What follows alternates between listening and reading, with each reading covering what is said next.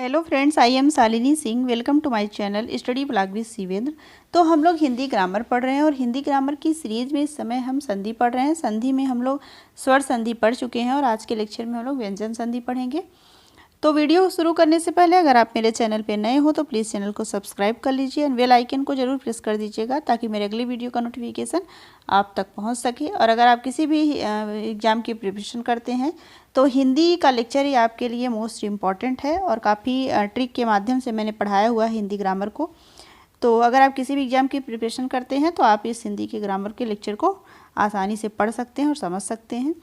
तो अगर बात करें लॉ से संबंधित क्लासेस की, तो अगर लॉ से संबंधित कोई भी एग्ज़ाम की आप प्रिपरेशन करते हैं किसी भी स्टेट की, तो हमारे चैनल पे लॉ से संबंधित सभी क्लास अवेलेबल है। आप बताए गए नंबर पे व्हाट्सअप कर सकते हैं, कॉल कर सकते हैं और क्लास को ज्वाइन कर सकते हैं। तो चलिए शुरू करते हैं कि व्यंजन संधि को व्यंजन संधि कहते किसे हैं और व्यंजन संधि के नियम क्या क्या हैं। तो सबसे पहले हम देखेंगे व्यंजन संधि की डिफिनीशन। व्यंजन के बाद यदि किसी स्वर या व्यंजन के आने से उस व्यंजन में जो परिवर्तन होता है उसे क्या कहते हैं, उसे हम व्यंजन संधि कहते हैं। मतलब किसी भी व्यंजन के बाद यदि कोई स्वर आए या व्यंजन आए, उस व्यंजन से उस व्यंजन में जो परिवर्तन होगा वही क्या है, स्वर व्यंजन संधि है। ठीक, व्यंजन संधि की डिफिनीशन हो गई। अब हम व्यंजन संधि के नियम की बात करेंगे तो उस वर्ग में हम पहला नियम देखते हैं, वर्ग के पहले वर्ण का तीसरे वर्ण में परिवर्तन। ठीक, किसी भी वर्ग के पहले वर्ण का तीसरे वर्ण में परिवर्तन, जैसे क वर्ग है, च वर्ग है, ट वर्ग है, त वर्ग है, प वर्ग है। ठीक, उसका तीसरा मतलब क का जैसे क होता है, फिर उसके बाद ख, फिर ग। ग क्या है, तीसरे स्थान पे है, तो मतलब पहले वर्ण का तीसरे वर्ण में परिवर्तन हो जाता है व्यंजन संधि में। तो जैसे यहाँ पे क का हो जाएगा ग, च का हो जाएगा ज, ट का हो जाएगा ड़, त का हो जाएगा द, प का हो जाएगा ब। ठीक, तो इस तरह से किसी भी वर्ग के पहले वर्ण का तीसरे वर्ण में परिवर्तन। तो चलिए इसके उदाहरण देख लेते हैं कि उदाहरण क्या क्या है। तो अगर हम उदाहरण की बात करें तो जैसे दिक, दिक धन अंत। ठीक, दिक धन अंत, तो दिक का क्या दिगंत हो जाएगा, यहाँ पे ग आ जाएगा। दिक धन गज का क्या हो जाएगा, दिग्गज। दिक धन दर्शन का यहाँ दिग्दर्शन हो जाएगा। दिक धन अंबर का दिगंबर हो जाएगा। मतलब किसी भी वर्ड के बीच में अगर आपको तीसरा वर्ड मिल जाए, मान लीजिए ग मिल जाए, ज मिल जाए, ड मिल जाए, द मिल जाए, ब मिल जाए, तो वहाँ पे क्या है, वहाँ पे व्यंजन संधि है। जैसे यहाँ पे बीच में ग आया हुआ, यहाँ भी बीच में, यहाँ भी बीच में, तो पूरा बीच में ग आया हो, तो इसलिए क्या है, यहाँ पे व्यंजन संधि है। तो ये व्यंजन संधि का पहला नियम हो गया। अब हम दूसरा नियम देखेंगे कि क्या है व्यंजन संधि का। अगर हम व्यंजन संधि के दूसरे नियम की बात करें तो किसी भी वर्ग के पहले वर्ण का पांचवें वर्ण में परिवर्तन। मतलब पहले नियम में आपने देखा कि आपको वर्ण के किसी भी वर्ग के पहले वर्ण का तीसरे वर्ण में परिवर्तन हुआ, और यहाँ पे क्या हुआ, किसी भी वर्ग के पहले वर्ण का परिवर्तन पांचवें वर्ण में हुआ। जैसे यहाँ पे क, च, ट, त, प का क्या हुआ, क, ख, ग, घ, अंग, मतलब पांचवा अंग। च का इ हो गया, ट का आड़ा हो गया, त का न और प का म हो गया। तो इस तरह से 3 5, एक ट्रिक मैं आपको बता देती हूँ। 3 5 आप याद रखिएगा। 3 5 करते हो किसी नहीं, जैसे लोग कहते हैं कि बहुत 3 5 करते हो, तो उसमें क्या है, पहले में आपको पहले वर्ड का तीसरा हो जाएगा और इसमें क्या हो जाएगा, पहले वर्ड का पांचवा हो जाएगा। तो ये एक ट्रिक ये भी है कि किसी भी वर्ड के बीच में मान लीजिए आपको पांचवा वर्ड मिल जाए तो वहाँ पे क्या है, व्यंजन संधि है। जैसे यहाँ पे वाक धनमय का वाग्मय, खट धनमुख खड़मुख, उत धनमत का उन्मत्त, तत धनमय का तन्मय। ठीक, तो ये व्यंजन संधि का दूसरा नियम हो गया। अब हम आगे बढ़ते हैं, तीसरा नियम देखते हैं। व्यंजन संधि का तीसरा नियम क्या है। तो अगर हम व्यंजन संधि के तीसरे नियम की बात करें तो किसे कहते हैं, तो छ संबंधी नियम। मतलब ह्रस्व या दीर्घ के साथ छ आए तो वहाँ पे क्या हो जाता है, वहाँ पे च हो जाता है। तो अगर यहाँ पे आया हुआ है ह्रस्व एवं दीर्घ, तो थोड़ा सा जान लेते हैं ह्रस्व या दीर्घ कहते किसे हैं। तो अगर हम बात करें ह्रस्व की, तो जिसको बोलने में कम हवा मुख से निकले। ठीक, जैसे अ, ई, ऊ, इसमें आपको बहुत ज़्यादा कम समय लगेगा बोलने में, बहुत ज़्यादा खींचना नहीं पड़ेगा। जैसे अ, ई, ऊ, री। और दीर्घ में क्या है कि जिसको बोलने में आपको 2 गुना समय लगे, आ, ई, ऊ, मतलब क्या हो रहा है, खींचना पड़ रहा है आपको और समय भी आपको ज़्यादा लगे, तो ये आपका दीर्घ हो गया और ये आपका ह्रस्व स्वर हो गया। तो अगर इन सब के साथ छ आए तो क्या हो जाता है, च हो जाता है।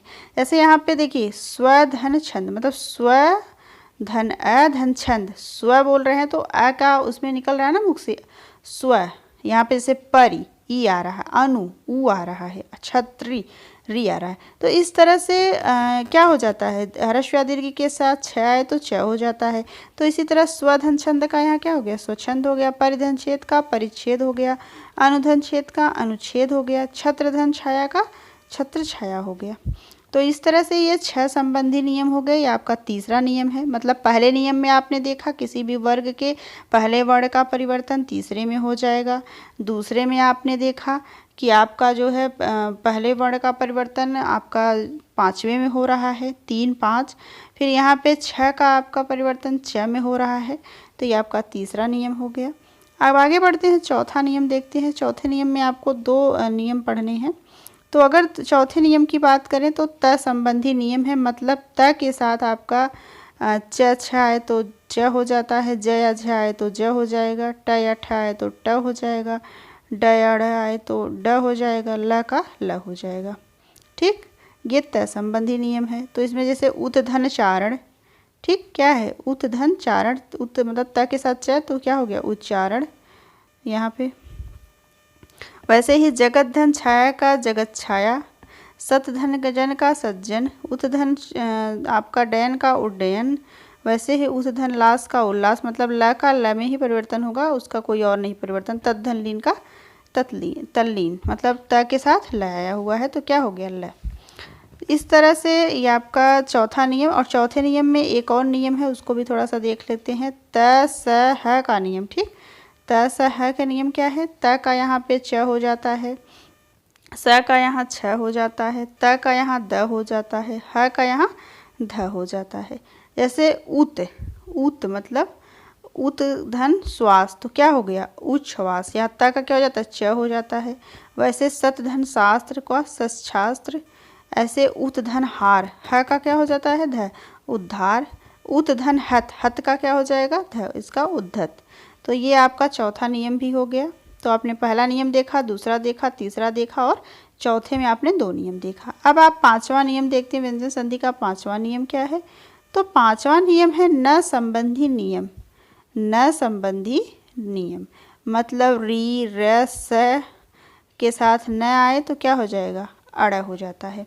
जैसे यहाँ पे परिधन नाम आया तो क्या हो गया परिणाम। यहाँ पे प्रधन मान प्रमाण, मतलब न की जगह क्या हो जा रहा है अड़ हो जा रहा है। अगर री र स के साथ न है और बीच में कोई भी वर्ड आए उससे मतलब नहीं है। जैसे यहाँ पे राम धन अयन है, ठीक, तो क्या हो गया रामायण। भूष धन अनभूषण, कृष्ण धन न कृष्ण, यहाँ पे न का क्या हो जा रहा है अड़ा हो जा रहा है। न संबंधी क्या है री र स के बाद न आया और न का परिवर्तन किस में हो जाएगा अड़ा में हो जाएगा। वैसे ही यहाँ पे दिया हुआ है री धन न का ऋण। ठीक, तो ये व्यंजन संधि का 5वां नियम हो गया। थोड़ा सा आपको इसमें याद करना होगा। आपने अभी तक तो सरल सरल ही सब पढ़ा। पर्यायवाची में भी आपको रटना था, विलोम था, आपका क्रिया विशेषण संज्ञा ये सब था, तो सिंपल ही था। थोड़ा सा इसमें रहता है, आपको थोड़ा सा याद करना होगा। तो यहाँ पे 6वां नियम है म संबंधी नियम। तो इसको थोड़ा सा देखते हैं। म के बाद जिस वर्ग का व्यंजन आता है उसी वर्ग का नासिक मतलब अंग य ड़ न म हो जाता है। ठीक, उसी वर्ग का क्या हो जाता है म के बाद जिस वर्ग का व्यंजन आता है। जैसे यहाँ पे देख लीजिए कि क्या आया हुआ है समधन कलन, क्या आया हुआ तो क्या हो जाएगा संकलन। ठीक, समधन गति तो संगति हो जाएगा। समधन पूर्ण का संपूर्ण। ठीक, समधन मान का क्या हो जाएगा सम्मान। समधन मति का क्या हो जाएगा सम्मति। ठीक, समझ में आया आपको, समधन मति का सम्मति।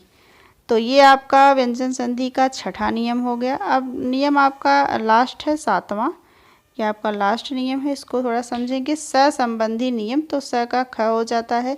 ऐसे अभिधन सेक मतलब अभिषेक हो गया। यहाँ पे क्या हो गया स का क्या हो गया ये आपका ख अभिषेक। निधन सेद का निषेध है। अनुधन संगी का अनुसंगी हो गया, विधन सम का विषम हो गया, विधन सात का विषाद हो गया। तो ये आपका 7वां नियम हो गया। इस तरह से आपकी व्यंजन संधि आज खत्म हुई। तो आपका 7वां है स संबंधी नियम। स का यहाँ पे खटकोड़ ख हो जाता है। यहाँ पे म में आपका म के बाद जिस वर्ग का व्यंजन आता है उसी वर्ग का नासिक व्यंजन हो जाता है। आपके 5वें नियम में आपका री र स के साथ ना आए तो अड़ा हो जाता है।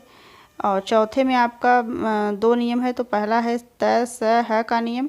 त के साथ त का च में परिवर्तन, स का छ में, त का द में और ह का ध में हो जाता है। उसी प्रकार जो है त के साथ अगर च या छ आए तो च हो जाता है, ज या झ आए तो ज हो जाता है, ट या ठ आए तो ट हो जाता है, ड या ढ आए तो अड़ा हो जाता है, ल का ल ही रहता है। तो ये चौथा नियम। 5वें नियम में आपका छ संबंधी नियम था। हर्ष या दीर्घ के साथ छ आए तो आपका छ हो जाता है। उसी तरह आपका दूसरा था वर्ग के पहले वर्ण का 5वें वर्ण में, मतलब 3 5। और आपका पहला जो है पहले वर्ग के पहले वर्ण का तीसरे वर्ण में परिवर्तन। तो इस तरह से आपका व्यंजन संधि आज खत्म हो गई। नेक्स्ट लेक्चर में हम लोग विसर्ग संधि पढ़ेंगे, तो आपकी संधि भी हम कल खत्म कर देंगे। मतलब आपने स्वर संधि पढ़ा, व्यंजन संधि आज के लेक्चर में हो गया और नेक्स्ट हम लोग विसर्ग संधि पढ़ेंगे। तो इस तरह से संधि भी आपकी खत्म हो गई। काफ़ी टॉपिक मैंने क्लियर कर दिया है, कुछ ही टॉपिक आपके बचे हुए हैं हिंदी ग्रामर में, तो हम आगे नेक्स्ट लेक्चर में पढ़ेंगे। तो अगर मेरी वीडियो आपको अच्छी लगी हो तो प्लीज़ वीडियो को लाइक कर दीजिए, चैनल को सब्सक्राइब कर देना और बेल आइकन को ज़रूर प्रेस कर देना ताकि मेरे अगली वीडियो का नोटिफिकेशन आप तक पहुंचता रहे। और अगर आपको कोई भी क्वेरी है, कोई भी जानकारी लेनी है तो आप बताए गए नंबर पे व्हाट्सअप करके, कॉल करके जानकारी ले सकते हैं।